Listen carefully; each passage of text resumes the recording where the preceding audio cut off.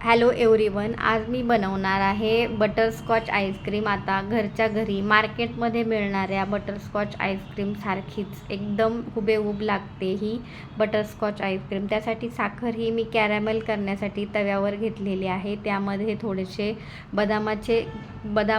बदामाचे तुकडे कूट करून टाकलेले आहेत आणि एका बाजूला दूध घेतलेलं आहे फुल क्रीमयुक्त. त्याच्यामध्ये कस्टर्ड पावडर टाकून हे चांगलं हलवून घेणार आहे. म्हणजे हे सेमी सॉलिड बनेपर्यंत आपल्याला हे हलवायचं आहे. आणि त्यामुळे कस्टर्ड पावडरमुळे जी बटरस्कॉचची जी चव आहे ती खूप मस्त बनते. आता इकडे दुधामध्ये थोडंसं व्हिप क्रीमसाठी लागणारी पावडर आहे, ही पावडर मी टाकलेली आहे आणि ती आता हँड मिक्सरच्या सहाय्याने एकदम मिक्स करून घेतलेली आहे. आणि ह्या दोन्ही मिश्रण एकदम व्यवस्थित असे हँड मिक्सरच्या मदतीने मिक्स केलेलं आहे.